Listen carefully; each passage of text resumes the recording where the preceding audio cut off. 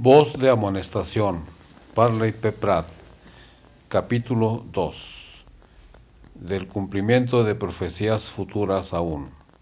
Continuamos. Se hará nuevo convenio con Israel. Esto nos trae a la memoria el nuevo convenio tan frecuentemente prometido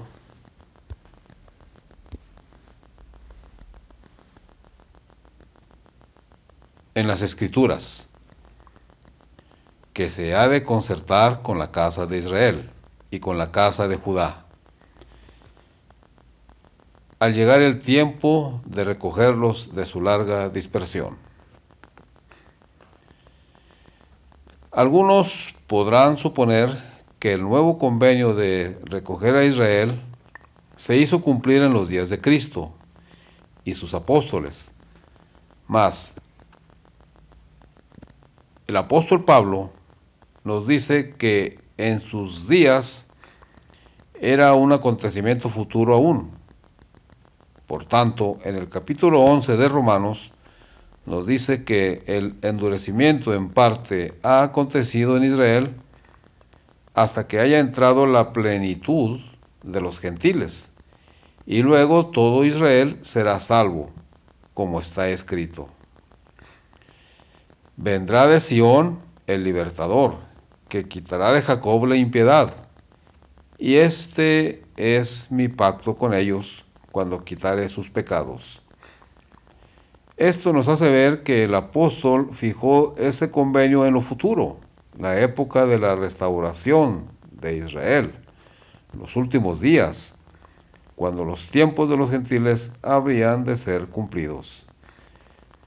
Era entonces que habría de venir el libertador de Israel, y no antes, ya que lo habían rechazado la primera vez que vino a ellos. Jesucristo mismo dijo a los judíos: He aquí vuestra casa os es dejado desierta, porque os digo que desde ahora no me veréis, hasta que digáis: bendito el que viene en el nombre del Señor. Entonces, y solo hasta entonces, se ha de renovar el convenio con Israel. Cuando los apóstoles preguntaron diciendo: Señor, ¿restituirás el reino a Israel en este tiempo? Él les contestó que no era de ellos saber los tiempos o las sazones que el Padre había puesto en su sola potestad. Mas ellos, después de ser investidos con poder de lo alto, darían testimonio de él, etc. Como si les hubiese dicho: esa obra no os corresponde realizar, sino que se hará en el debido tiempo del Señor, por conducto de aquel a quien él le plazca autorizar. Mas vosotros haced la obra que os he encargado.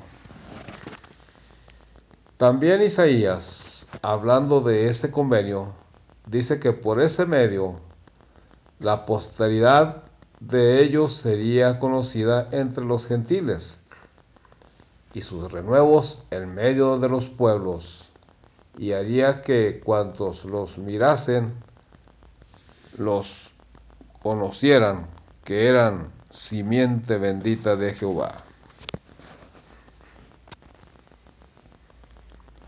El nuevo convenio ha de ser por revelación. Bien se sabe que solamente por medio de la revelación se puede determinar el asunto de que si los aborígenes de América son de la posteridad de Jacob o no.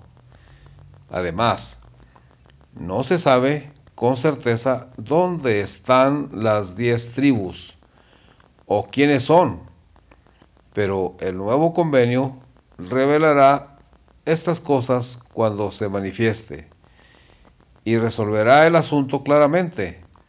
Entonces conoceremos su estirpe entre los gentiles y su descendencia entre los pueblos. Cuán diferente, sin embargo, fue el efecto del convenio hecho hace 1900 años, es decir, en lo que concierne al efecto que surtió en Israel. Rechazó a los israelitas por su incredulidad y ha causado que todos aquellos que los han visto o han sabido de ellos desde esa época hasta la fecha, los conozcan como la descendencia que el Señor ha maldecido.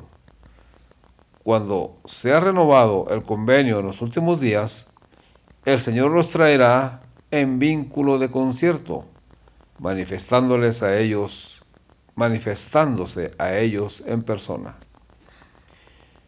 Permítaseme preguntar, ¿de qué manera concierta Dios convenio con el pueblo en cualquier época?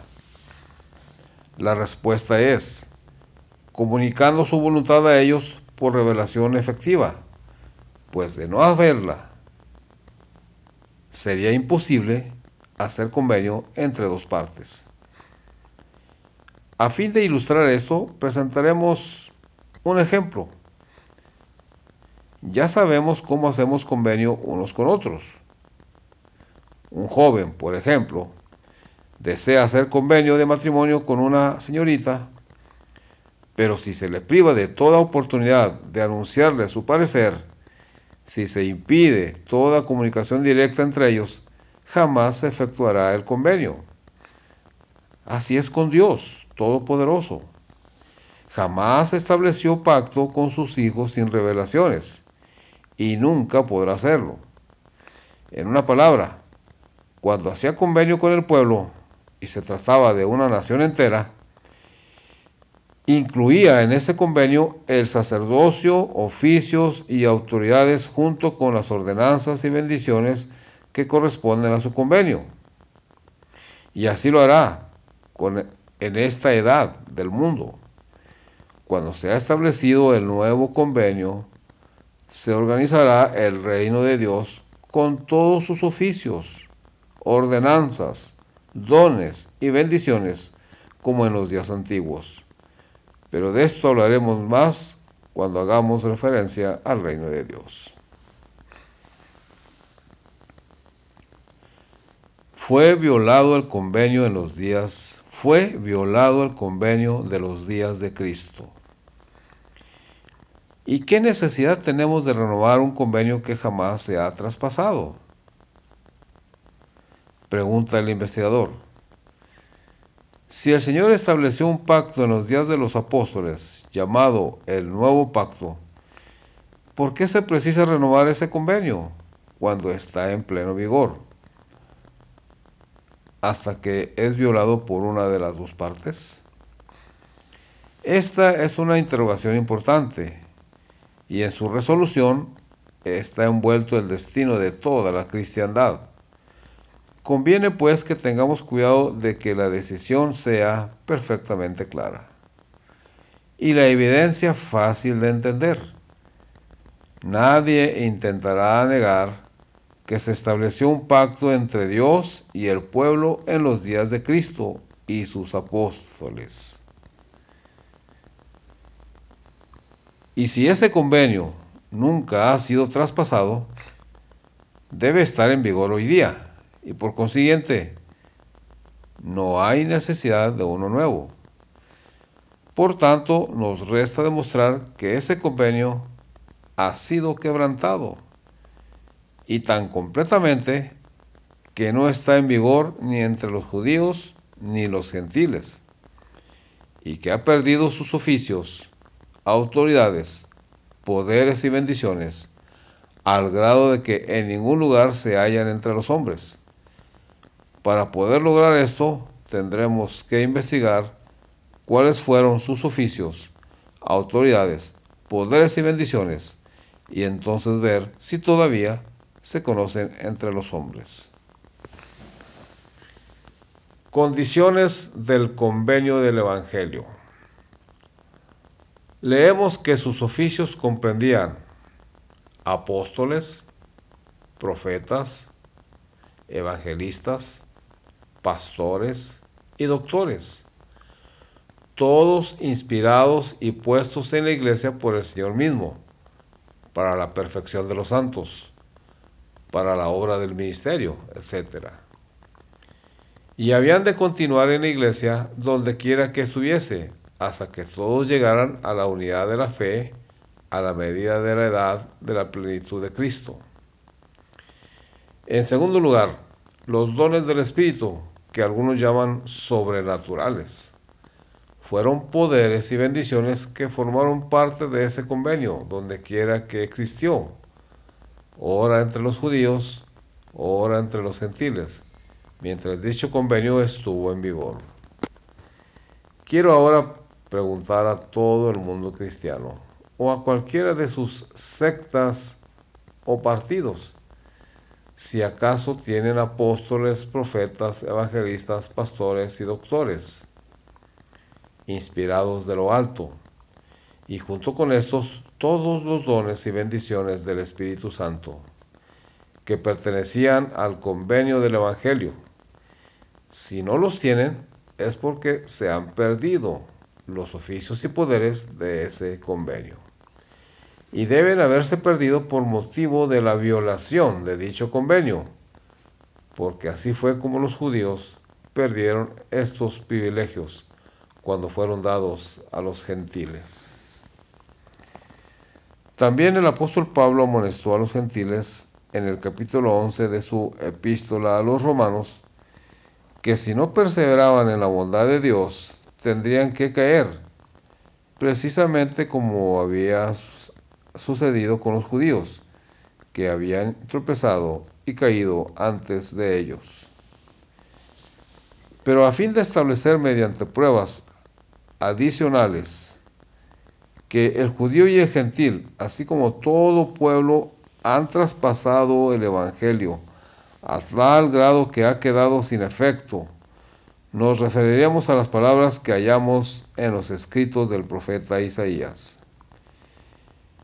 He aquí que Jehová vacía la tierra y la desnuda, y trastorna su haz, y hace esparcir sus moradores, y será como el pueblo, tal el sacerdote como el siervo, tal su señor como la criada, tal su señora, tal el que compra,